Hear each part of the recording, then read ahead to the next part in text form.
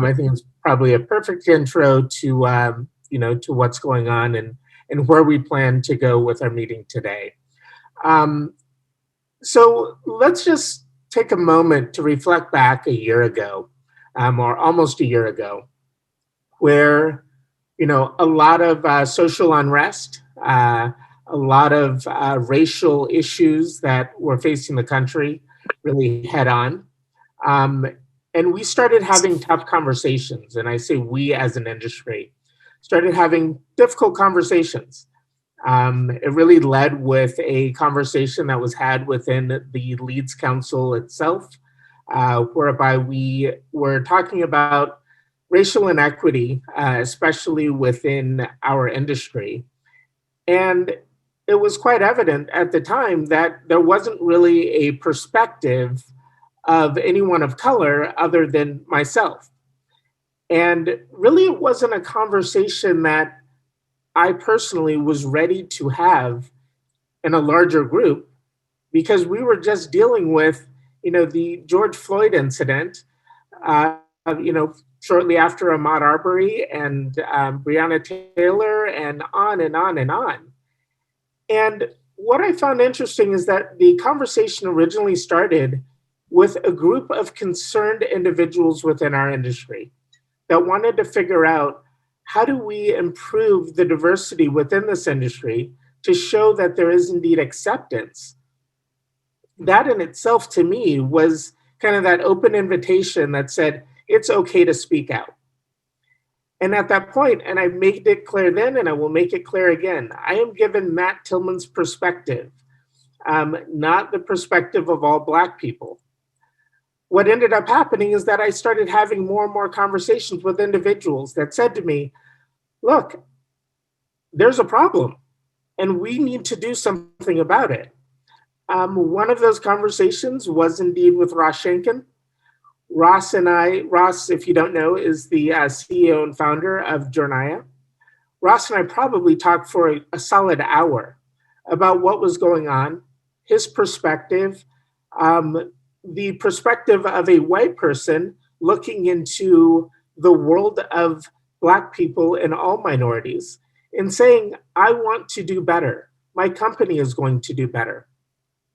I then met Todd Nelson, COO of Jornaya. We've created a group outside of Leeds Council that is called Blacks in Lead Generation. What we realized was that at this time, Black people in the industry did not even know each other. We would see each other in passing at a conference. Obviously, the conferences were no longer taking place. We didn't know who we were. We didn't know how to communicate with each other in any fashion about the challenges that we were faced with. So we created this organization. Todd Nelson got involved. I started to get to know Todd over the last year.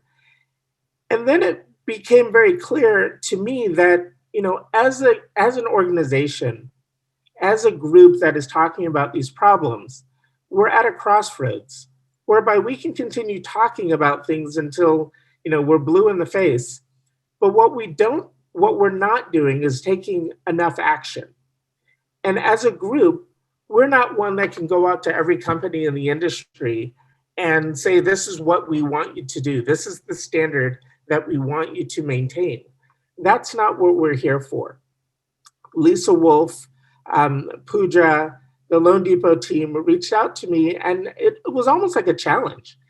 They said, Matt, what would be very, very beneficial is that if we had conversations with companies that could express what it is that they're doing so that all companies can have an idea of the direction that companies are going, and we can start taking some of these things on and identify ways that we can help improve the awareness, raising the awareness, providing back to social initiatives, and really helping push the cause.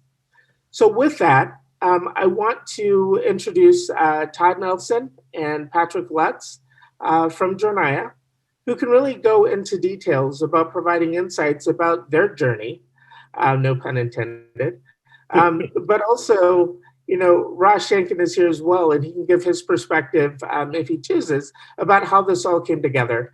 What I have put in the chat is the Jornaya Company Spotlight that we featured on the Leeds Council Hub. That exists there today. So please feel free to take the time to read through that. But with that being said, I will turn this over to Todd and Patrick from here. Fantastic. Thanks for that, Matt. And you know, again, and Patrick's going to kind of drive the presentation, and so maybe I'll start by just kind of maybe setting a little bit of a backdrop. We have a deck that we'll use to kind of guide what we've done, and Patrick, you can share that now if you want. But to kind of kick us off here, you know, we are very grateful and thankful for just the opportunity to share kind of just a little bit of window into what Jornaya has been doing over the last year as it relates to kind of DE&I. You know, the reality is over the last year, each of us has been impacted by these unprecedented events, right? Whether it be this little thing called COVID-19 pandemic, this heightened sense of tension across our country's political landscape, the many folks that are facing economic uncertainty, and then this view of this ongoing unrest from racial and social injustices and inequality that we all witnessed as part of, you know, what we saw with the murders of Miss Breonna Taylor, Mr. Ahmaud Arbery, and Mr. George Floyd, just to name a few. When this all happened, I shared a post shortly after Mr. Floyd's murder that outlined just a bit of my own story. The fact that I have two Black sons that I've had to have the talk with. And yes, about life and the birds and the bees, but unfortunately also about just how to stay alive. Despite raising our children in the suburbs and sending them to some very good private schools, we and they needed to understand that we were never, you know, we're still not afforded the opportunity to forget that we are Black, and that there are still some things in our society that are kept kind of out of arm's length from our grasp. We see the dimensions of inequality and identity across race, gender, sexuality, and unfortunately social class. And we see it in our businesses, we see it in our educational systems, we see it in our healthcare systems. We see it every single day, even if some will say that they didn't know or don't understand. And so, you know, as I started to talk to Ross and as I got to know Matt and as we talked about it at Jornaya, you know, this is obviously very personal for me and my family at home.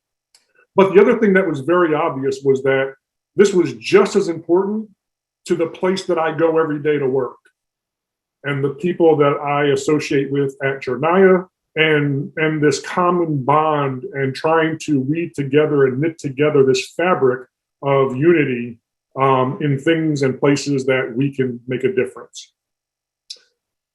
So our goal today is definitely not to pat ourselves on the back by any stretch or to say, look at what Jornaya is doing. Our goal today is pretty simply just about us sharing the why now, the what are we doing, and the how do we band together for a common good, with the hope, with the aspiration that we never let this topic become dormant and that we can all continue to learn from each other. So that's what we're hoping to accomplish today. And as I said, we'll have some slides that'll guide this. Patrick Lutz has been a champion of this alongside our team, and he's, you know, I associate him as a leader among leaders. He has definitely stepped up and has been a very vocal part of this within our business. And I've worked very, very closely with him on a number of these initiatives. So with that, I'm going to kind of turn it over to Patrick, have him walk you through. But please, if there's questions that come up, interrupt us, ask questions. We're happy to share kind of how we've approached certain things that have come up. And we still have a long way to go. And we recognize that. But we're committed to running the race here and always trying to make a positive impact across our company. And then what we do within our company, we hope and we believe that our team is taking home in their own individual communities. So Patrick, take us away. Thanks, Todd, and thanks, Matt, and everyone for giving us this opportunity. Is everyone able to see the presentation okay? Yep. Looks good? Okay, great. Good to me, Patrick. As long as it looks good to Todd. Great. Let me just make sure that this is working to go to our next slide here. Perfect. So yeah, again, thank you all, and anyone please jump in with questions. Todd, jump in with, or Ross, jump in with insights as we kind of go through this. But for today, really the presentation, we're going to focus on how Jornaya's DE&I task force was formed in the wake of the murder of George Floyd. We'll also discuss how the Jornaya organization, both at the top in leadership and the rest of the Jornation, as we affectionately refer to ourselves, responded to the injustice happening within our country, as well as the work that our task force was doing. As Todd likes to say, this is a marathon, it's not a sprint. And with that in mind, we're always looking ahead to how we could keep, momentum up and going, and what's next for Jornaya now under the Verisk family of companies. At the end of May of 2020, George Floyd was senselessly murdered while in police custody in Minneapolis. As all of you know, protests began all around the country, speaking out against racially motivated violence, systemic racism, police brutality. And as all of that is happening, we're simultaneously trying to carry on with our personal and occupational responsibilities. But really, how could we, right? I personally was feeling confused and shocked and surprised. Not necessarily surprised that this happened. You can look at our country's history to see this wasn't the first time. It wasn't the first time even within that month. But what I was surprised at is that no one at work was really talking about it. None of my coworkers were really saying anything. We were having awkward conversations with customers and partners about the protests and what was going on, but it didn't feel right. And that surprise was really the concerning part for me. I was surprised that no one was talking about it. But little did I know, there were other folks within Jornaya feeling the same way. We had all kind of organically reached out to each other, looking for answers and comfort and trying to figure out what we should and could be doing. Matt, similar to what you were describing with just the lead generation industry as a whole, like this organic, conversation was happening, right? That was happening within Jornaya. On June 2nd of 2020, an internal Slack channel was created, Slack being how we kind of communicate within our organization.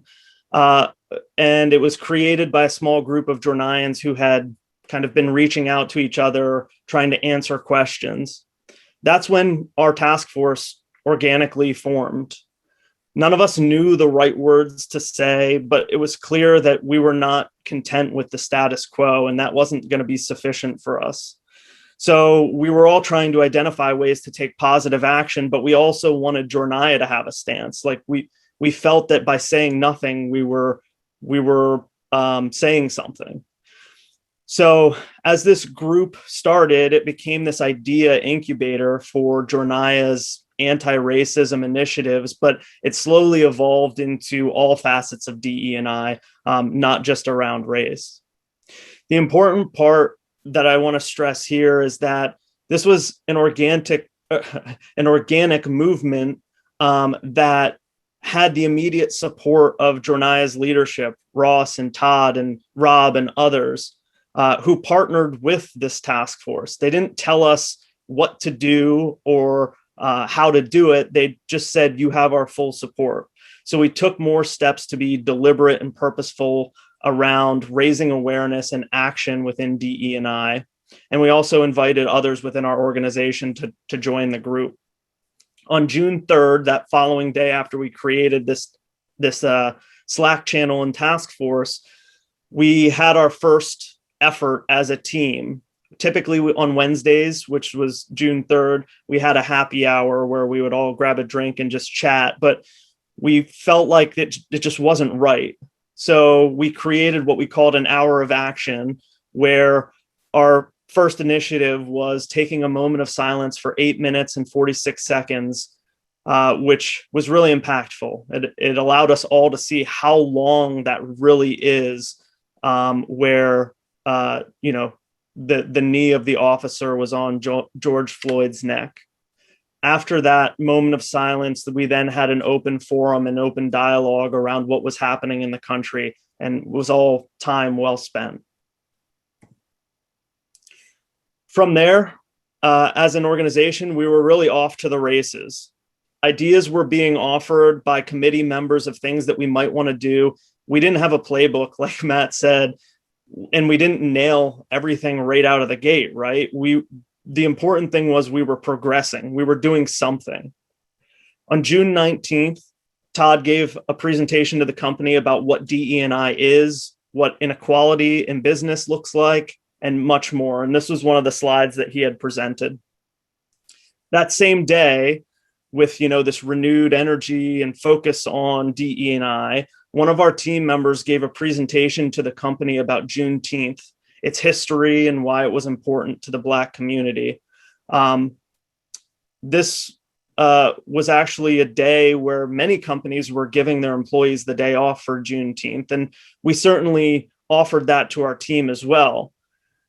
Mamadou from our team, who actually had taken off for Juneteenth, felt that it was so important to educate our company on the purpose of that day that he joined on his day off and presented at our lunch and learn around what Juneteenth was. And I certainly learned a lot, and I know a bunch of other Jornayans did as well. So at this point, the way that I kind of think about it is we have these two concurrent streams that are working together within Jornaya. You have the DE&I task force that we created kind of from the ground up with a bunch of ideas and positive momentum. And then you have our leadership team, Ross, Todd, Rob, and others who are working in tandem with us. And they're helping with external communication to the market, to our partners, to our customers, as well as top down within Jornaya. Here's an example of one of the external communications that was given. Our leadership team created this and issued our commitment statement on social media as well as our website. And I'll read it quickly. We will not be silent. Jornaya is committed to taking action in the ongoing fight against social injustice, racism, and discrimination. We will play a part in helping our communities embrace diversity, justice, fairness, and inclusion. Together, we will make a difference. At the same time, as this external communication was being drafted by leadership, the DE&I task force was drafting our mission statement, the thing that we would use as our North Star for all of our efforts moving forward. We wanted to ensure that we wrote down what we were trying to accomplish and what we were holding ourselves accountable to. Jornaya celebrates and honors every unique individual member and the multifaceted experiences brought to our workplace and community. We believe that embracing our diversity leads to social, emotional, and professional excellence. We seek to understand the complex and rich identities of self and others, and to lean into difficult topics related to diversity, equity, and inclusion. In doing so, we believe this enables an opportunity to be contributing members of an increasingly diverse and global world. This was one of the most important lessons that was easiest to identify with hindsight now, which is by Jornaya issuing the commitment statement and our task force creating this mission statement, we were holding ourselves accountable and we were committed to doing these things. So we strongly encourage writing things down with that goal in mind, and hold each other accountable to the things that we've kind of set forth here. Some of this timeline might bounce around a little bit, but stay with me. So in July, Ross gave his State of the Union, which is done during our kind of all hands weeks, where he gives us an update on where we're at as a company, what our goals are, and what's next for the company. And it was clear in Ross's State of the Union in July, Jornaya's commitment to fostering company culture that values and respects diversity, equity, and inclusion was one of the key things that he was, getting across to the team. Again, with these two simultaneous streams of the organic task force and leadership working together toward this mutual vision that we had. Across Jornaya leadership and within the DE&I task force, we had identified 3 areas where we thought we could make a difference. It was our voices, our finances, and our actions. Our voices, that was what was happening through Jornaya's position within the industry. Ross was making, a statement on social channels and posting there. We were posting Jornaya's commitment on our website and all the other ways that we could express how all facets of diversity, equity, and inclusion were important to us. Our actions is what I'm presenting here. And as you can see, we kind of outlined what we wanted to accomplish. Ross and Todd built out a strategy across our executive team. Our task force was identifying how we could ensure our recruitment efforts, leadership assessments, and training were accounted for within DE&I. And we were discussing how to account for unconscious bias and cultural fit, or we were discussing cultural or unconscious bias related to recruitment efforts and how, in the past we had used cultural fit as another way to say someone like us, right? So rather than saying cultural fit, kind of re-exploring that and repositioning as cultural add. More than anything, our task force was focused on education across our organization, how we could ensure that everyone is getting good information about diverse topics. How do we make sure that those outside of our organization could feel included and comfortable? We created opportunities for those honest conversations around difficult topics, which ties directly into our education efforts. All the while, we're doing an internal audit of policies, procedures, and we'll talk a little bit about that in a later slide as well.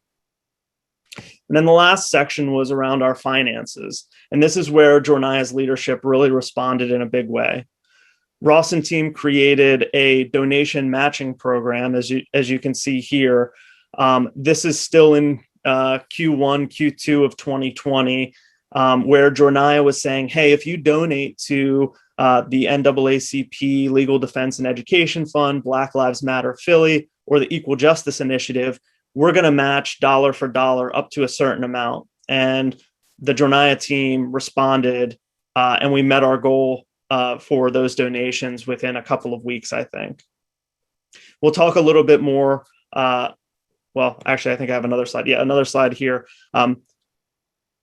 All of what's going on is happening, with the backdrop of a pandemic, right? And Jornaya was kind enough to send out employees snack boxes from Black and people of color founded and or women founded companies to our doorsteps, which we all thought was a great touch. And we were all excited to have, some snacks to go along with Ross's State of the Union.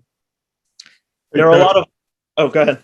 Yeah, sorry. And just one other note that I think is important is, Patrick showed a lot of the written communication we had that we posted. It was interesting that we got called to task on that too. I ended up having to get on a phone call with a couple customers because they asked, they're like, well, what is Jornaya doing? Because we want to learn, we as customers, but we also want to ensure that we're working with companies that see the importance and relevance of this in the industry. And so I had to have a couple of conversations around outlining exactly what Patrick just walked us through here with folks. And we also took from them some learnings that we've incorporated into some of the other information that Patrick will share when he starts to kind of give some deeper updates. So it is so important to write it down and not be afraid of it because it just continues to foster conversation and dialogue.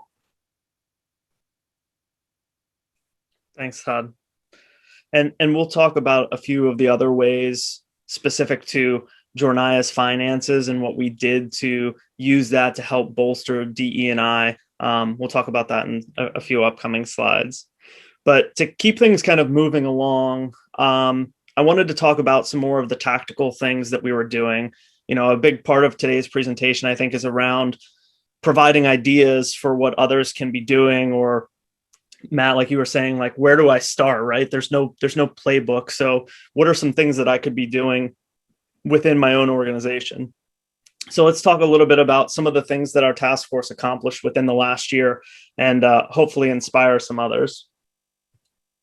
Some of these we touched on. Our committee formed, moment of silence for George Floyd, our Juneteenth lunch and learn, our donation matching program, departmental discussions were happening as it relates to DE&I. Hey, Patrick, I just want to, on that departmental discussion one, I just want to make sure everybody attaches to that. It was very interesting that while we had the leadership team working and we had the committee working, some folks took it upon themselves within each of their functional areas in the company to actually have individual conversations with their specific teams, because they wanted to have representative voices across our entire organization. So somebody from our data science team said, hey, you know what? I'm going to have a meeting with our data science folks and ask them how they're feeling. And somebody on our product analytics and different groups across the organization. And again, that formed just out of their desire and want to learn and to also bring back how the team was feeling. Not because Todd said it or Ross said it or even Patrick said it. They took it upon themselves to go do that. So we started to see the momentum happening as early as Q2 with getting the entire Jornation team plugged into what we were trying to accomplish here. Yeah, it's a great point.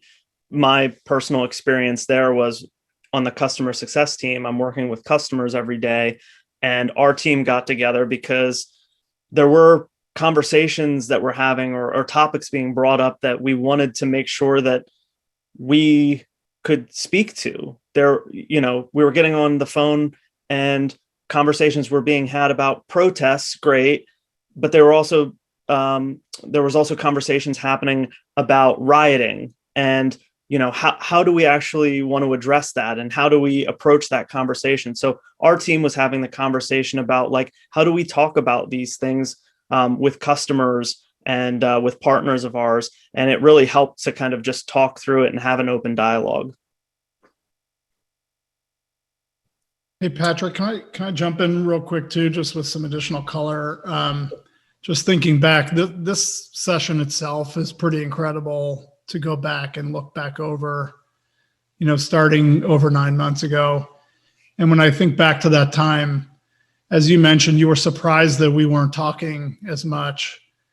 I was surprised by the level of energy that was happening, because I grew up in a world, like many of us did, where you didn't talk about this stuff. And it was like a wake-up call that I don't want to be ageist, but generally the younger folks in our organization helped to wake me up.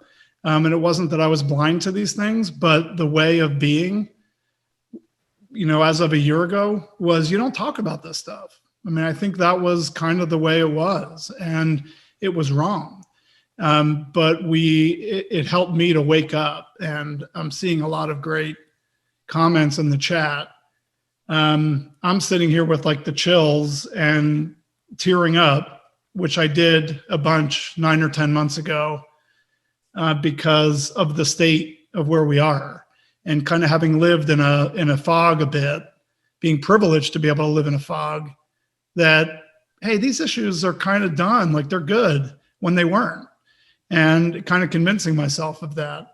And it was a wake-up call, but the wake-up call was like, holy smokes, like, we have a problem, as Matt said earlier. And personally, I've never been one to sit around and just accept that. And once the wake-up call hit pretty hard, and I thank our team for doing that. And it was like Todd mentioned, Todd and I were kind of being pushed by customers, but also by our own folks. And the only response we had was the response we had. There was no other way to respond. And I just wanted to share all that to kind of, as time goes on, you can kind of forget, I think, I know I can and others can, like what was really the state of the world back then. And it was different in some bad ways, and it's progressing in some good ways. A lot of work to be done, but just kind of being reminded of that. I'm thankful for the job you're doing here, Patrick, and just turning back the clock and then turning it forward again to where we are here. So thank you. Yeah, thanks, Ross. There was as I was going through and preparing for this, there were a lot of things that we accomplished, but again, it's back to the idea of like, we did lots of good things, but we're just getting started. There's much more that we could be doing, and it's never going to be done. And one of the things that Todd and I like to say is that we're making progress. And for those that are overwhelmed about like where to start or how to start, the idea is just make any type of progress. And this idea of progress over perfection, it doesn't have to be perfect. Just as long as you're taking steps in the right direction, you don't have to do all of these things, but select some things that are easy for you to implement, and take these ideas to your teams and see what you can accomplish.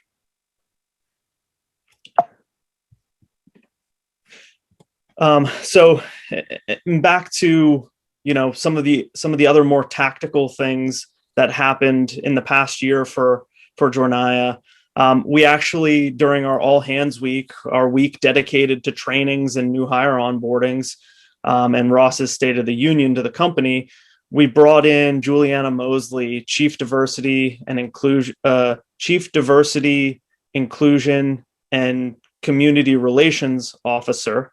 That's a mouthful, at Chestnut Hill College, as a guest speaker to discuss DE&I with our team. Extremely engaging, well received, and tons of praise for her by our team. It was really eye opening, and I think a lot of people, especially thinking back to early on when all of this was happening, it really helped us frame the work that we wanted to go and do as an organization. Our commitment and mission statement we talked about. We posted a diversity statement within our job postings. So again, one of the things that we were doing was auditing all of our policies, procedures, documentation, and we recognized that we didn't have a diversity statement. And we wanted to make sure that that was a part of our job postings. We've done other things Todd can maybe speak to a little bit more, but we've gone through our job postings and made sure that the wording that's used in them is gender neutral or don't have any or have hopefully minimized biases that are in those job postings. Todd, anything you would add to that? Yeah. The only other thing I'll add there is, as it relates to the job postings and this last note Patrick has here, this broader diversity.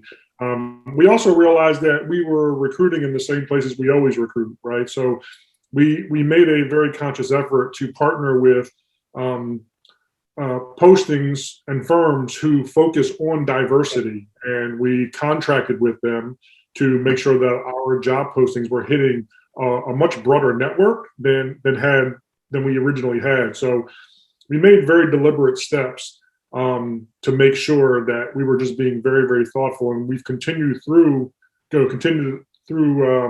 using those ideas in our current set of postings. So now it's just part of our DNA that when somebody creates a job description, it goes through some level of scrutiny to make sure that we're honoring our commitment here. Yep, well said. Yeah, that was a big learning for me. I'll just share briefly here. I always felt like we were fair and equitable in our hiring practices, and I think we were. And I think we were, in one sense, in our recruiting processes, but recruiting often is through your networks of people who you are connected with. And if you're not connected with a diverse group of people, then you end up hiring a less diverse group of people. And those people's networks might be less diverse. And that can perpetuate itself. So while I feel like we were always fair and equitable, I wasn't aware of that dynamic. And so being aware of that dynamic is really helpful in thinking about, okay, well, we still want to use our networks to recruit and hire, but we're missing out on a whole part of the world outside of our networks because our networks may not be as diverse as they could be. So it's another awareness item that was impactful, I think, for me and for us. Absolutely. In Q4 of 2020, we actually introduced this DE&I program. We were kind of doing all of this behind the scenes with leadership's help, and there were things that were happening that were visible to the rest of the organization, but we hadn't really announced the committee or what the program looked like. And we did that at the end of 2020 in Q4 after we got some of the initial things that we wanted to do, rolling. One of those things was creating a company-wide DE&I Slack channel where people could actually go and share educational content, news stories, articles, with understanding that we wanted to encourage discussion and conversation and encourage other people to post there. But at the same time, we wanted to have a safe space where people could ask questions and be vulnerable. At times it does seem like people are a little bit reticent to post in there. But then there are other times where people are posting their personal stories and looking for feedback and advice. And it's been a really good place. We'll talk a little bit more about some of the things that we're doing with that channel as well. We also created an anonymous Google form where employees could share ideas, discussion topics, concerns, or thoughts anonymously.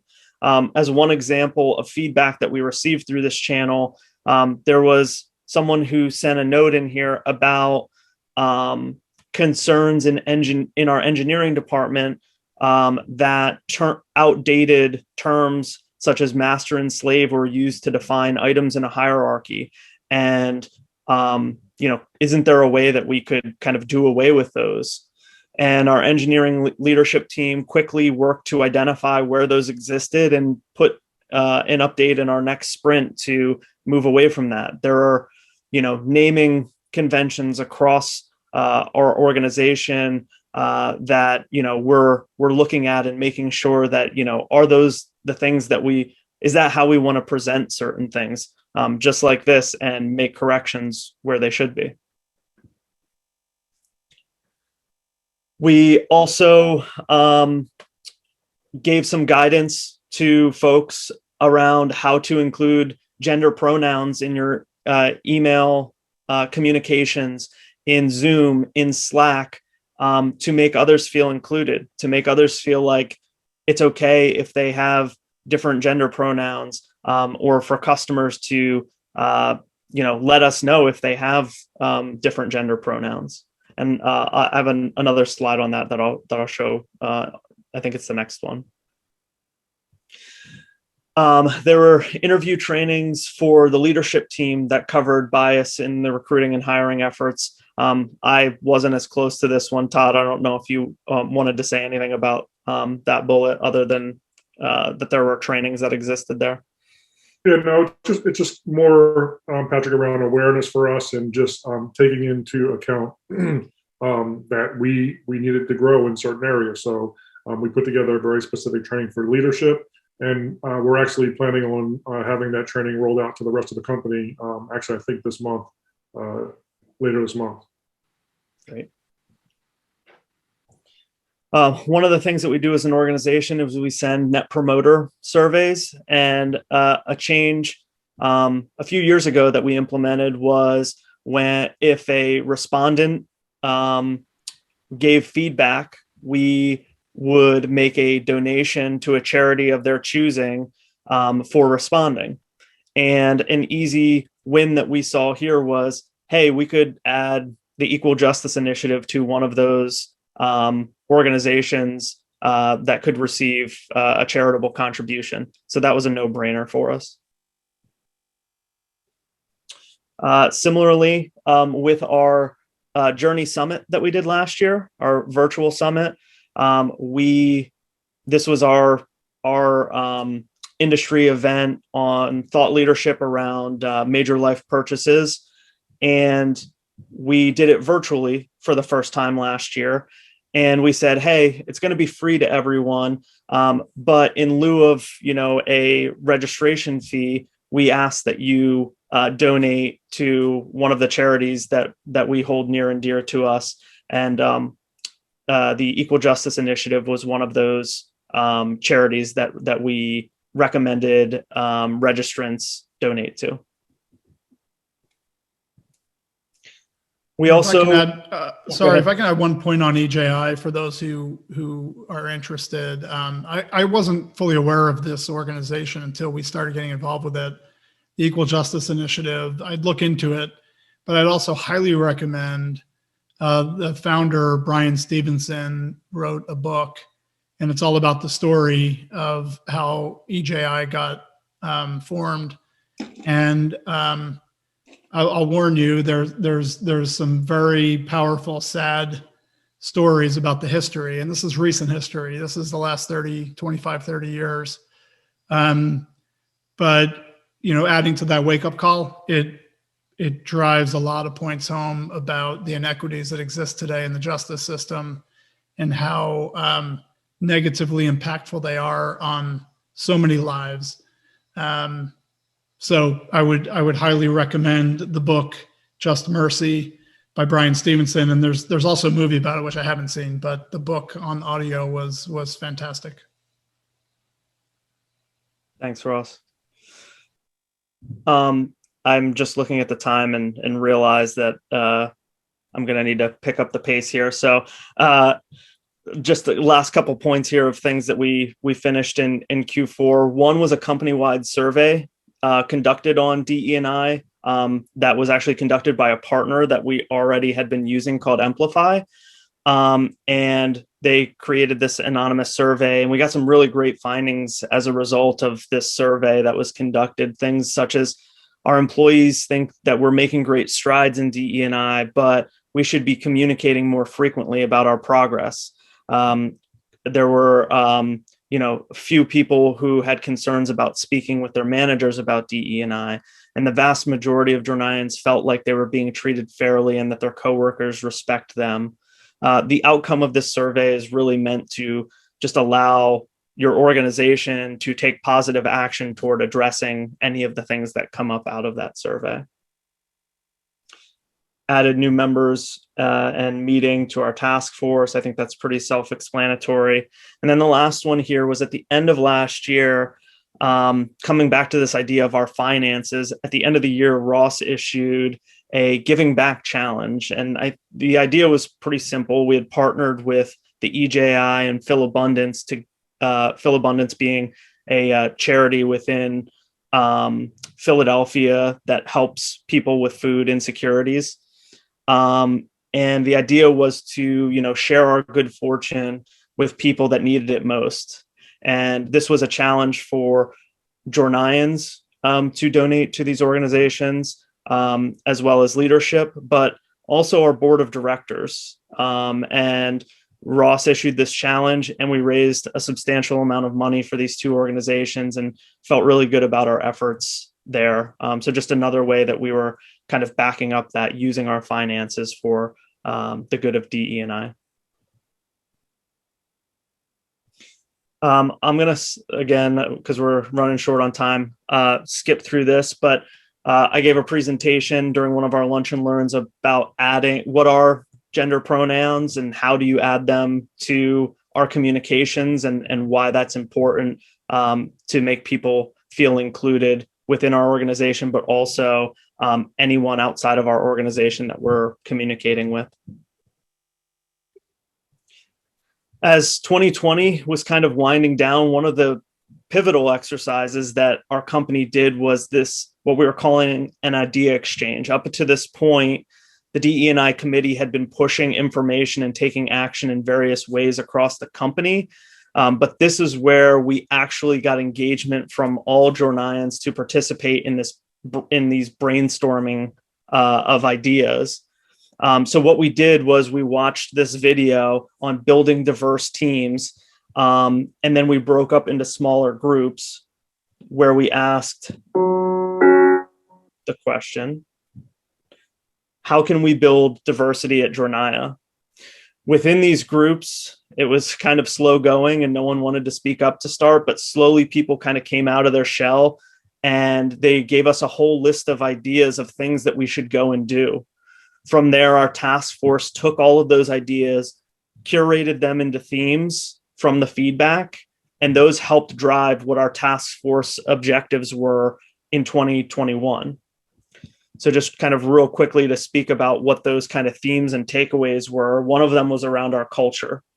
How do we make diversity, equity, inclusion part of our Jornaya code? Our Jornaya code is, the mantras and the things that we value at Jornaya. And we felt like DE&I should be more represented within the code itself. So that was one takeaway. Establishing norms and guidelines for having conversations around DE&I topics. Again, we had this Slack channel, but we wanted to set the ground rules for how people engaged and what that kind of looked like to make sure that everyone was on the same page when having those conversations. Continuing our commitment to philanthropic efforts, something that we plan on continuing to do, as you'll see, and then continuing our collective education. The other theme was around process and procedure, evaluating terminology, like I said, adding or having cultural adds and not cultural fits in our recruiting efforts, eliminating language like blacklisting and whitelisting, things like that. Updating our policies and procedures to help create a more inclusive company, having parental or moving from parental leave to primary and secondary caregivers to, promote inclusiveness for anyone who is taking leave as a caregiver. The last theme was around hiring and recruiting, and blinding the hiring process to eliminate implicit bias was something that came up quite a bit. And this is the area that got the most focus and most ideas out of our idea exchange was around hiring and recruiting. Expanding our hiring landscape, as Todd said, trying to pull from new places that we hadn't been, fishing in before for candidates. And then there were ideas around investing in an internship program and apprenticeships and what that might look like. So all of that, we took those themes, and those are things that we want to go and do. And we came up with what our objectives were for this year. Create and present a state of the DEI report at Jornaya on an annual basis, which outlines what we want to do and how we want to measure them. But more importantly, what we have done in the past year is also important, and that we're kind of measuring ourselves against that.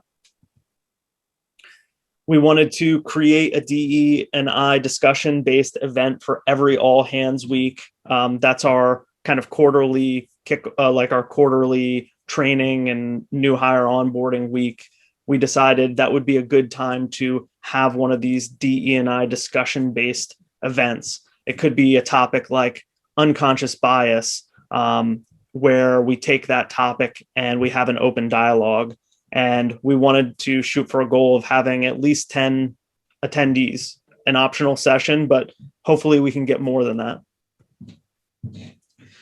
And then create and present at least one new educational topic related to DE&I biannually. Again, these are things that we already kind of had on the roadmap, but the idea exchange really helped enforce us going and doing these in 2021. Real quick, just to touch on some things that have happened in the first quarter of this year. we began a content calendar where we're posting in our Slack channel around topics for DE&I, so that we're constantly making progress and educating people within our organization on specific topics. So far this year, we've had posts on Black History Month, the Lunar New Year, Women's History Month. We actually gave the women of Jornaya gave a lunch and learn on Women's History Month, which was extremely well received.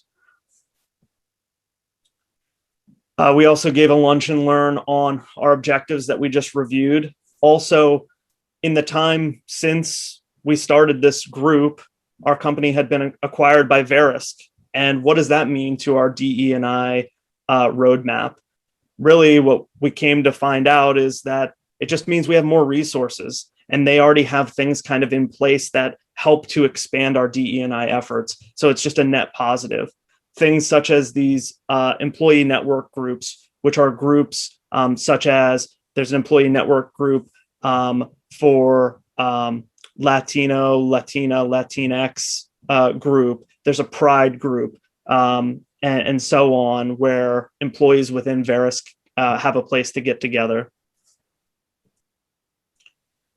Also within Verisk, we went through what Verisk calls its Commitments Week, where they dedicate a week for annual training. And we were pleased to see that there were training modules on discrimination, unconscious bias, anti-racism, and more. And I was personally happy to see that the content was fresh. It used imagery from the Black Lives Matter movement and current events. It wasn't some old, outdated video, that people have been looking at for years, right? So clearly Verisk was committed to this ongoing DE&I effort, which made me feel really good. One thing adding there, I know we're short on time, but as we were going through the process of evaluating potentially being acquired by Verisk, Todd and I came upon a publicly facing part of their website where Scott Stevenson, the CEO, and the entire board of directors signed a letter of their commitment to issues around diversity, equity, and inclusion. And it was just another great sign on the way towards merging with Verisk that they care, and they care enough to actually speak out and write it out and make their commitments known. Absolutely.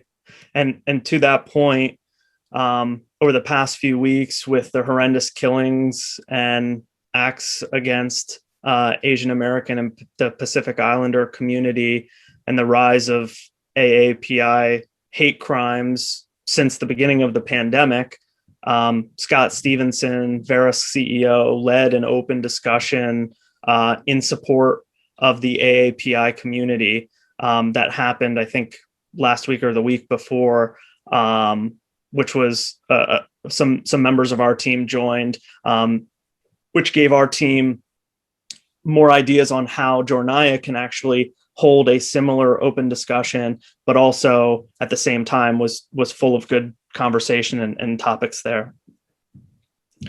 All right, I know there's 5 minutes left, and I told Matt that we were only going to go 30 minutes. Stay with me for one more minute here. All of that's great, but what's next?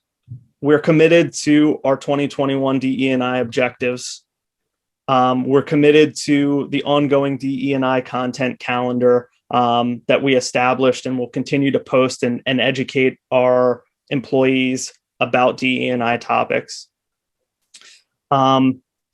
We're actually next week having a moderated discussion during our April all hands around a DE&I topic. I think we landed on unconscious bias as part of what we're going to be talking about as a group next week. And then lastly, as I mentioned before, we're having our virtual summit again this year. Similar to last year, we're looking to recruit a diverse group of speakers and panelists. Last year, there was a substantial amount of women in speaking roles, which we're really happy to see. And in addition, it's going to be a free event, and we're going to be asking for those that join, instead of registration fees, to make a donation in place of that.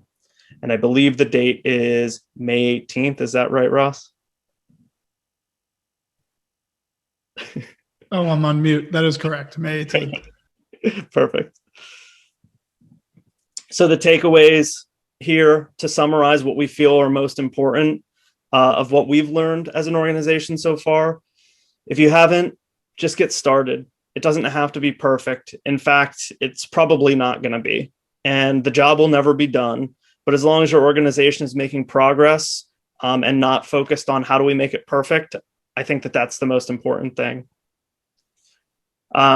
Education across the organization means a ton, but engagement means even more. The idea exchange that we had, where people were contributing ideas on what we could be doing as an organization, put skin in the game for everyone. They were all involved. And that doesn't mean that we're going to stop education by any means. But what I'm saying is figure out how to get others within your organization involved and engaged. And as I said earlier, putting a commitment statement and writing things down and presenting them to others within your organization helps to hold everyone accountable. There's no going back once you kind of put it out there. So we encourage all of you to do the same. Hold us accountable. We'll hold you guys accountable. Any questions that I can answer in 2 minutes? Well, Patrick, Todd, Ross, why don't we just close things out? I first of all just want to say thank you so much for your time today, for your commitment to change, your commitment to education, your commitment to diversity. This year has been ever challenging for everyone involved. We started this with questions about what do we do? Who would have thought that a year later we get to a point where there is almost a blueprint for how companies should engage in the improvement of DE&I within their organizations and how they are perceived within the world. So I commend you all for an amazing job, an amazing effort, and really thank you all for sharing this ever so insightful detail of what you're doing. And hopefully other companies find this valuable and can go back to their organizations as well and seek change. And we hope to learn from other companies as well on things that we could be doing that we haven't even thought about. Yeah, and this is going to be an iterative process for us.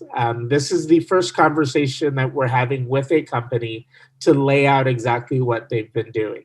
It's easy for us to put up a quick spotlight on the website, but what I feel that our committee here wants to be able to do is have more of these conversations that are going to be about what companies are doing to affect change, raise awareness, and embrace DE&I. And I thank you all. So with that, just a quick round of applause to all of you. Thank you. Thank you, Ben. You too.